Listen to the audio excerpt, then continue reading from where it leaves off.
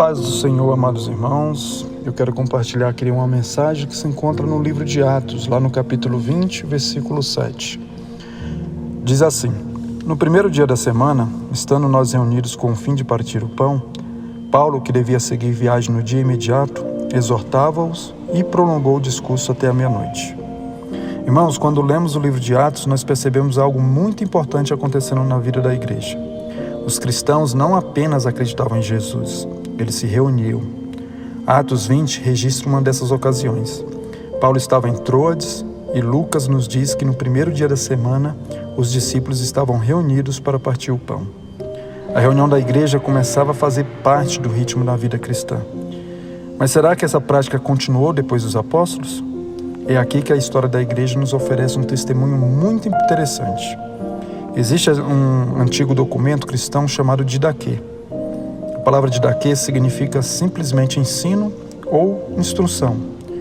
Seu título completo é conhecido como o Ensino do Senhor às Nações por meio dos 12 apóstolos. Apesar do título, não significa que tenha sido escrito diretamente pelos 12 apóstolos. Trata-se de um antigo manual de instrução que era utilizado pelas comunidades cristãs, provavelmente composto entre o final do primeiro século e o começo do segundo. Isso significa que estamos falando de um documento produzido muito próximo ali da geração apostólica. E lá no capítulo 14 nós encontramos uma orientação muito significativa. A Didaquê, ela instrui os cristãos a se reunirem no dia do Senhor, partirem um pão e darem graças.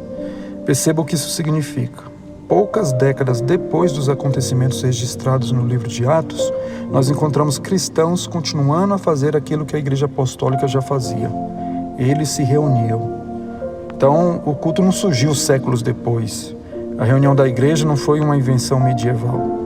Desde os primeiros dias do cristianismo, encontramos discípulos separando um momento para estar juntos, ouvir, orar, agradecer e partir o pão.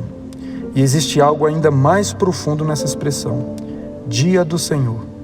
Por que esse dia se tornou tão importante para os cristãos? Porque Jesus ressuscitou no primeiro dia da semana.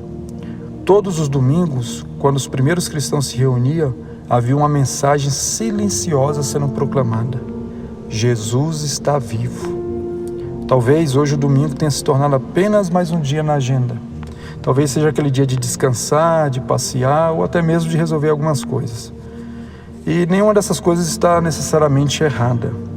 Mas para o cristão existe algo que não podemos perder: o privilégio de nos reunirmos para celebrar aquele que ressuscitou. Quando você entra na igreja para participar de um culto, está fazendo algo que milhões de cristãos fizeram antes de você. É verdade que os lugares mudaram, as línguas mudaram, a música, as culturas, tudo isso mudou. Mas existe uma cena que atravessa aproximadamente 2000 anos de história. Cristãos reunidos em torno de Cristo. E talvez alguém diga: mas eu posso buscar a Deus em casa. É verdade, você pode orar em casa, pode ler a Bíblia em casa, pode louvar a Deus sozinho e deve realmente fazer isso. Mas existe algo que você não consegue fazer sozinho: ser igreja sozinho. A palavra comunhão pressupõe outras pessoas. Quando nos reunimos, lembramos que nossa caminhada cristã não é individual. Nós somos irmãos, família, nós somos corpo. Por isso, participar do culto não deveria ser apenas uma obrigação colocada na agenda. Deveria ser uma alegria. O Rei ressuscitou. O seu povo está se reunindo para adorá-lo. Há quase 2000 anos, cristãos já separavam o dia do Senhor para se reunir. E hoje, a pergunta que chega até nós é: que lugar o culto ocupa em nossa vida? Será que é aquilo que fazemos quando não aparece outro compromisso? Ou é um encontro que aprendemos a valorizar? Quando chegar o próximo dia do Senhor, lembre-se: você não está simplesmente indo a uma reunião. Você está se juntando a uma história que começou com os primeiros discípulos e atravessou gerações. Uma história de homens e mulheres que continuaram se reunindo para anunciar: Cristo morreu, Cristo ressuscitou, Cristo é o Senhor. E enquanto aguardamos a sua vinda, a igreja continua reunida. Vamos orar. Senhor, obrigado pelo privilégio de fazermos parte do Teu povo. Ensina-nos a valorizar o dia do Senhor e a comunhão da Tua igreja.